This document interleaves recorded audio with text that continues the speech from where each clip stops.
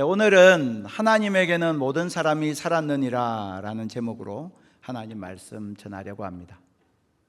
제가 설교자로 부활절 설교를 준비하면서 마음속에 가졌던 여러 가지 기도와 생각들이 있었습니다.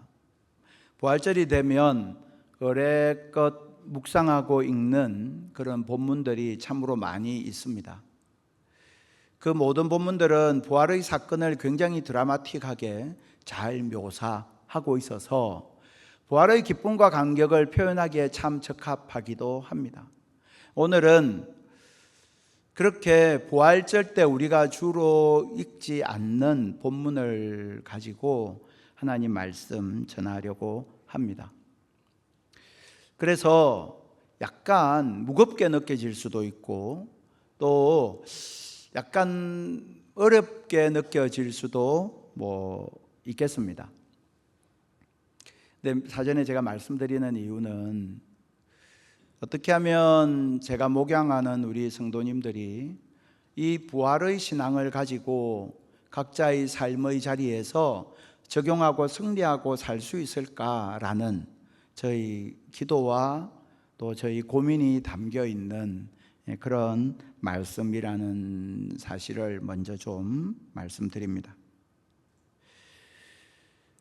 부활이 있느냐 없느냐, 그것을 가지고 논란의 대상을 삼는 사람이 기독교인 가운데는 거의 없을 것입니다.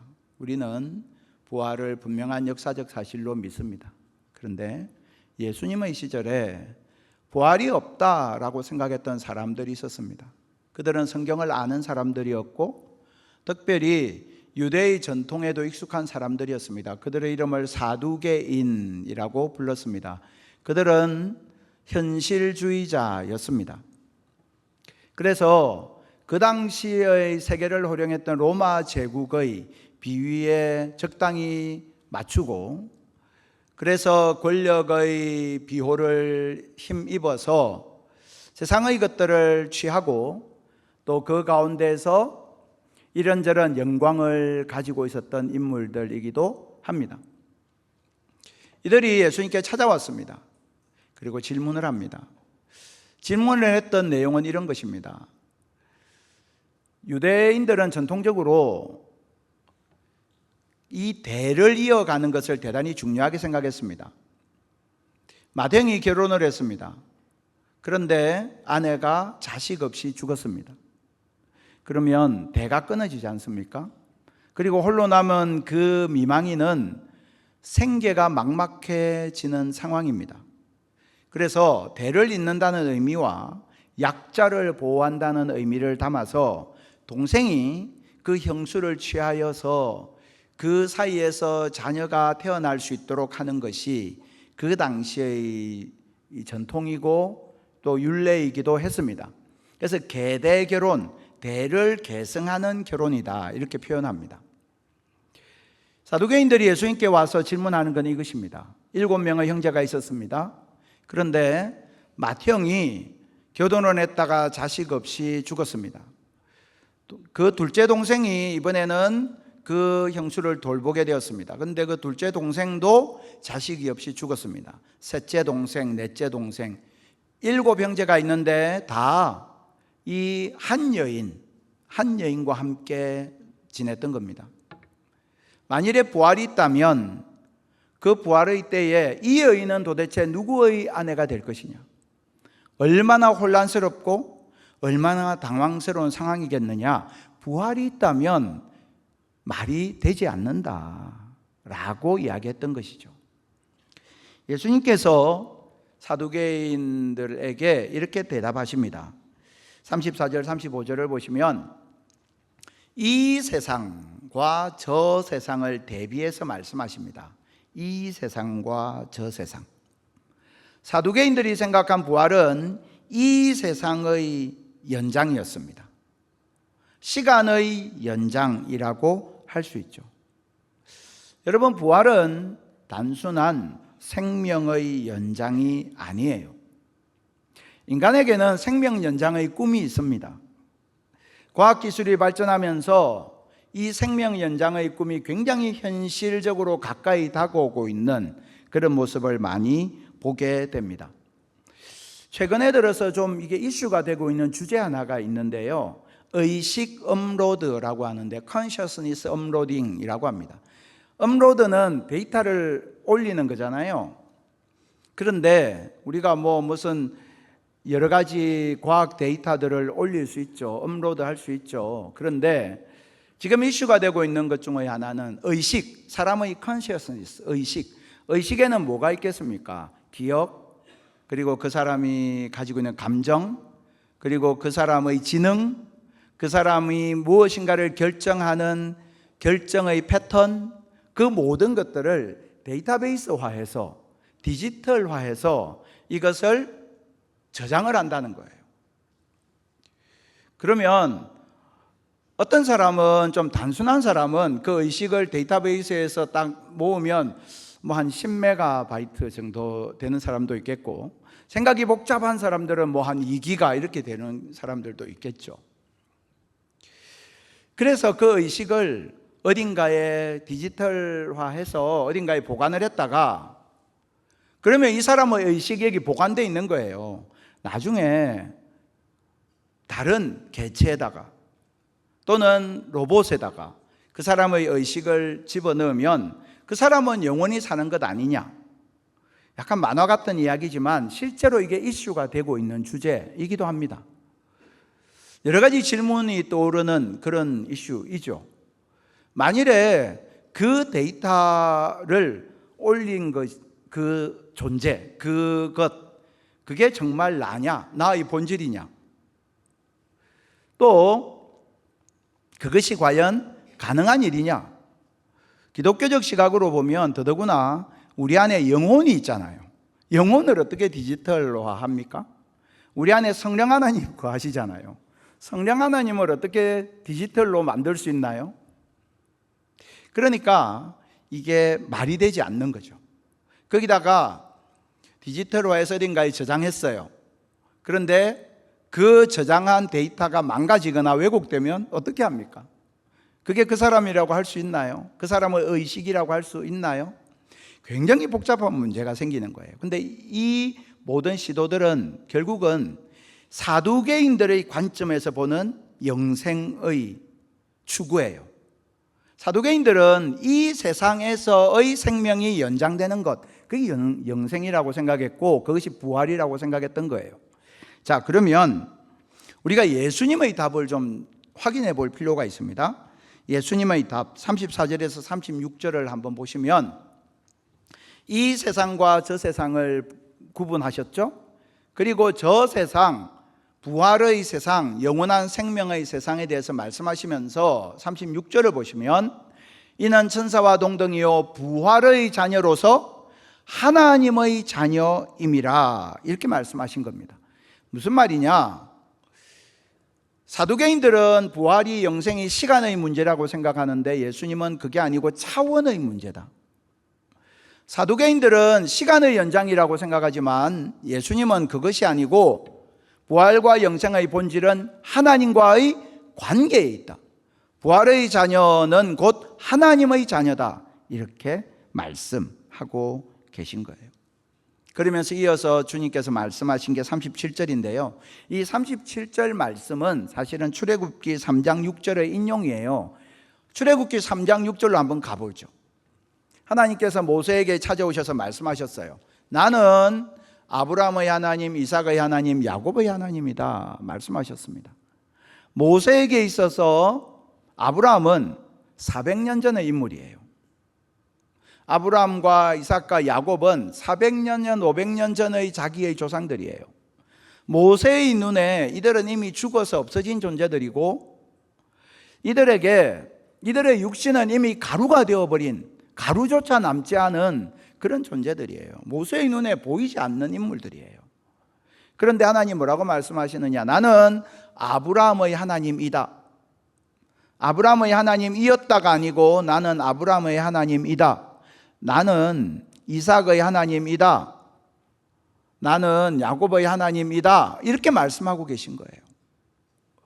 그러니까 하나님께서요, 이 아브라함과 이삭과 야곱이 모세의 눈에는 사라지고 없어요.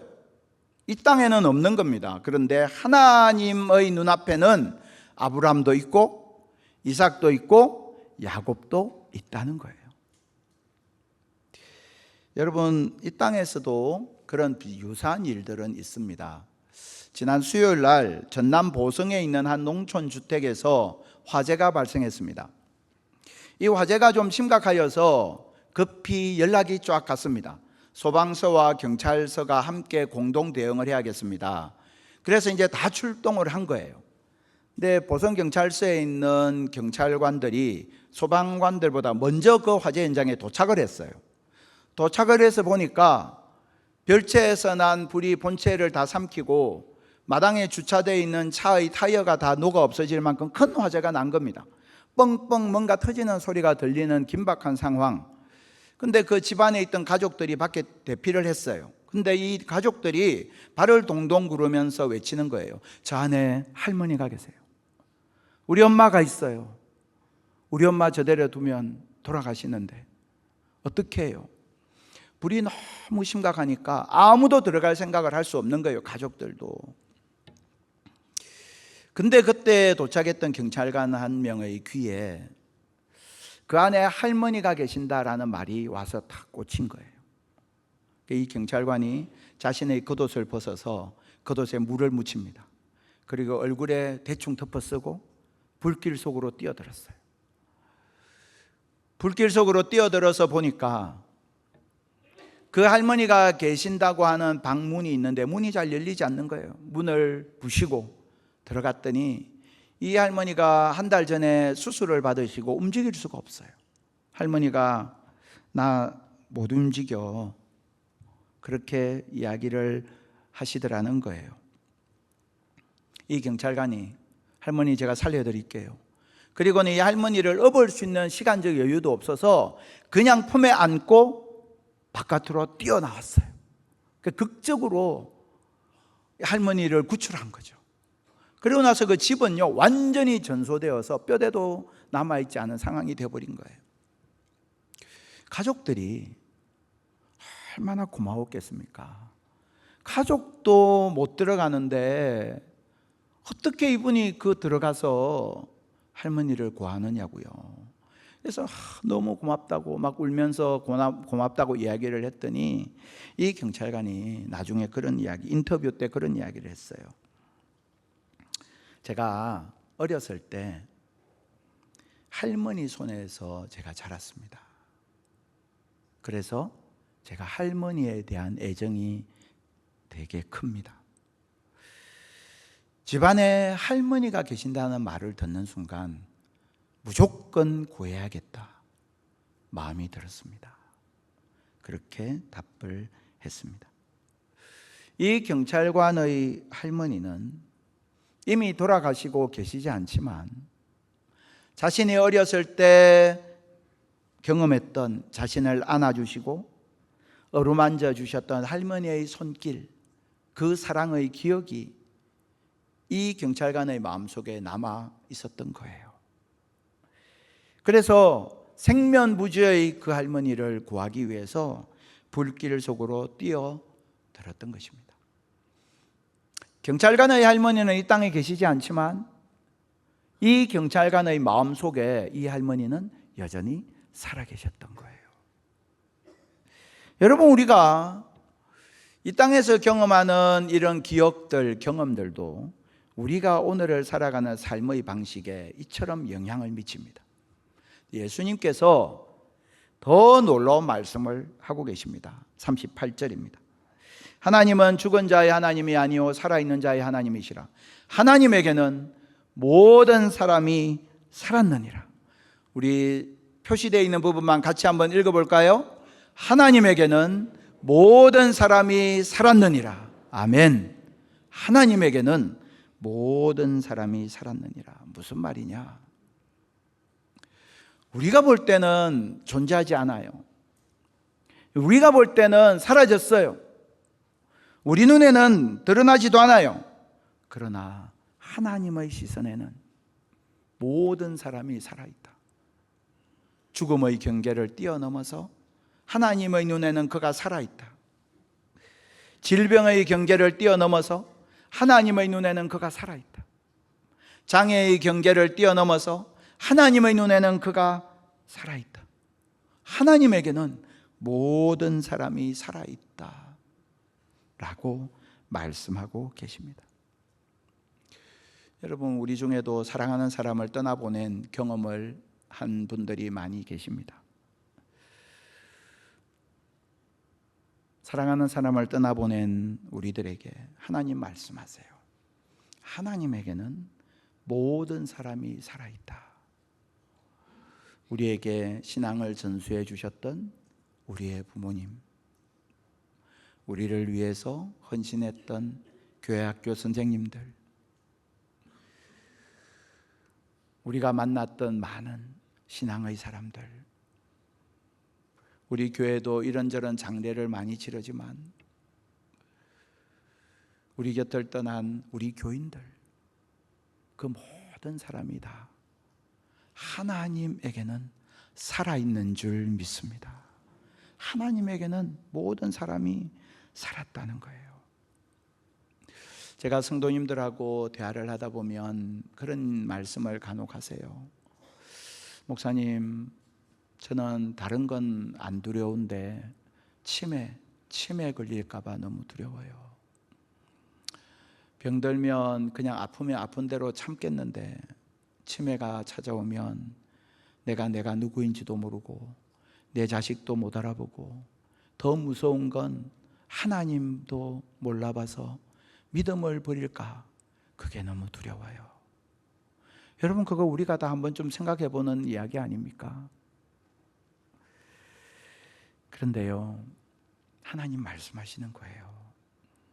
우리가 나 자신에 대한 기억을 내가 다 잊어버려도, 내가 하나님에 대한 기억을 다 잊어버려도 하나님은 우리를 잊지 아니하신다는 거예요. 하나님에게는 우리가 여전히 살아있는 존재라는 거예요.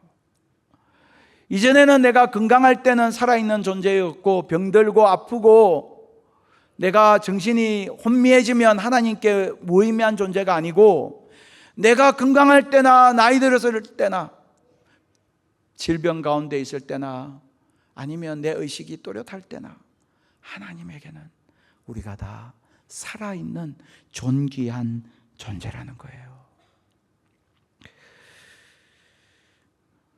성경에는 질병과 장애를 고치는 예수님의 이야기가 많이 나옵니다. 그렇죠? 예수님께서 질병을 고치고 귀신을 쫓아내고 장애를 고치는 것, 그것이 예수님의 목적이었다면 어떻게 하셨을까요? 그 당시에 병든 사람, 앓는 사람 다 불러 모아서 한마디 말씀만 하셔도 됩니다. 여기에 있는 사람 전부 다 고침받아, 그러면 다 고침받겠죠. 근데 예수님 그렇게 하시지 않으셨어요. 왜 그랬을까요? 예수님은 그 한 사람 한 사람을 일일이 만지심으로 그를 고치셨어요. 이유가 있습니다.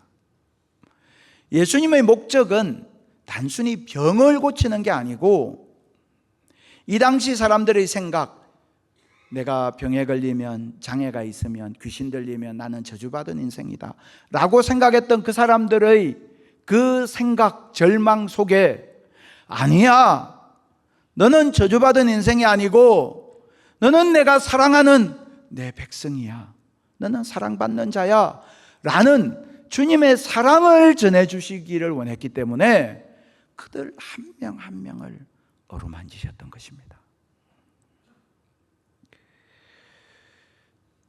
제가 얼마 전에 읽었던 책 중에 의존을 배우다라는 책이 있습니다. 의존을 배우다라는 이 책의 저자는 에바 키테이 교수입니다. 이분은 뉴욕 주립대학교 철학과 교수예요. 이 의존을 배우다라는 책에 부제가 달려 있는데 그 부제가 이 책에 대한 설명을 대신하고 있습니다. 부제는 이렇습니다. 어느 철학자가 인지장애를 가진 딸을 보살피며 배운 것, 그런 부제입니다. 에바 키테이 교수가 박사과정 학생일 때 아이를 출산하게 되었습니다. 근데 그 아이가 중증 인지장애를 가진 채로 태어났습니다. 그 딸의 이름이 세샤였습니다. 공부를 하면서 장애가 있는 딸을 키우는 것 쉬운 일이 아니었습니다. 너무너무 고통스럽고 어려운 시간들을 보내야만 했습니다. 이분은 철학과 교수예요. 철학은 인간의 이성과 사유를 중요하게 생각하는 학문이지 않습니까? 그런데 아무런 생각을 제대로 할 수 없는, 말로 표현할 수 없는, 자신의 언어로 무엇인가를 표현할 수 없는 이 아이를 키우면서 에바 키테이 교수는 끊임없이 질문하는 거예요. 이 아이에게, 그리고 나에게 철학은 무엇인가? 철학은 어떤 의미가 있는가? 내가 여태까지 가지고 왔던 철학에 대한 나의 태도는 올바른 것이었나? 끊임없이 돌아보게 되는 거예요. 그 힘든 세월을 지나던 어느 날, 자신이 키우고 있는 이 셰샤가 21살 된 해에 주변에 있는 한 동료가 에바 키테이 교수에게 이야기합니다. 당신의 딸에 관한 이야기를 써보지 않겠습니까? 한 번도 생각하지 못했던 이야기를 듣고 잠시 멈칫한 뒤에 그러겠다고. 그렇게 해서 자신이 자신의 딸을 키우면서 발견하게 되었던 철학적인 성찰들, 그 속에서 깨닫게 되었던 것들, 그것을 적기 시작해요. 그것이 에세이로 나왔어요. 그리고 그 에세이는 그 이후에 장애를 가지고 있는 한 사람에 대한 철학적인 성찰에 있어서 굉장히 중요한 출발점이 됩니다. 에바 키테이 교수와 그의 딸 셰샤의 사진입니다. 이분이 그런 이야기를 해요. 철학은 논리와 이성의 그런 산물이다. 언어가 중요하고 글이 중요하다. 그런데 내 딸과 나는 그런 차원 높은 언어를 서로 주고받을 수 없다. 그러나 나는 이 딸과의 스킨십으로, 이 딸의 피부를 만지면서, 이 딸의 환함 웃음소리를 들으면서, 이 딸이 가지고 있는 마음의 그 기쁨과 때로는 어려움을 내 영혼으로 공감하게 되면서, 나는 이 딸은 나에게 절대적으로 의존해야만 하는 존재이지만 나 또한 내 딸에게 의존하고 있는 존재임을 발견하게 되었다. 이 시대는 우리들에게 홀로 서라, 독립해라, 홀로 독자적으로 서 있는 게 정상적인 인간이다라고 말하지만 에바 키테이 교수는 말합니다. 아니다. 우리가 서로를 의존하고 사는 것이 인생이다. 그 누구도 혼자 살아갈 수 없다. 우리는 다 의존적인 존재일 수밖에 없다. 그래서 돌봄의 윤리라는 The Ethics of Care, 돌봄의 윤리라는 굉장히 중요한 그런 부분을 열어 나가기 시작합니다. 여러분, 우리가 우리의 인생 가운데에 내가 원하지 아니하였던 약함이 내게 찾아올 때가 있습니다. 내가 떨쳐버리고 싶은 질병과 어려움들이 나에게 찾아올 때도 있습니다. 나는 그런 나의 어려움들을 부정해버리고 싶고 외면해버리고 싶고 그 속에서 나의 자존감이 무너지기도 합니다. 그런데 주님은 우리에게 말씀하십니다. 시편 139편, 주께서 내 내장을 지으시며 나의 모태에서 나를 만드셨나이다. 내가 주께 감사함은 나를 지으심이 심히 기묘하심이라. 하나님께서 우리를 너무나 존귀한 하나님의 글작품으로 지으셨다 말씀하십니다. 하나님은 그렇게 우리를 창조하셨을 뿐만 아니라 창조하시고 그냥 내버려 두신 것이 아니라 예수님께서 이렇게 말씀하십니다. 마태복음 10장 참새 2마리가 한 아사리온에 팔리지 않느냐? 그러나 너희 아버지께서 허락하지 아니하시면 그 하나도 땅에 떨어지지 아니하리라. 너희에게는 머리털까지 다 세신 바 되었나니. 머리털처럼 작은 문제 하나까지 나는 하나님은 알고 계시고, 머리털처럼 많은 나의 애환과 눈물까지 주님은 다 세신 바 되시며, 그 주님께서 나에게 말씀하시는 것이 무엇입니까? 두려워하지 말라. 너희는 귀하니라. 너희는 귀한 사람이다. 우리에게 말씀하고 계십니다. 부활이 없다라고 예수님께 찾아왔던 사두개인과의 대화를 통해서 예수님은 부활이 정말 어떤 의미가 있는지를 우리에게 말씀해 주고 계신 것입니다. 그것은 하나님 앞에서 우리 모두가 다 살아있고, 하나님은 내가 경험하는 죽음의 장벽을 뛰어넘어 우리를 사랑하시고, 내가 경험하는 질병의 장벽을 뛰어넘어서 우리를 사랑하시고, 내가 경험하는 어려움의 장벽을 뛰어넘어서 우리를 사랑하신다는 사실입니다. 그 하나님의 사랑과 은혜를 경험하였던 한 사람이 있었습니다. 그것은 사도 바울입니다. 바울은 이렇게 고백합니다.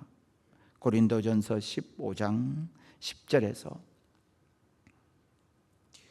그러나 내가 나된 것은 하나님의 은혜로 된 것이니.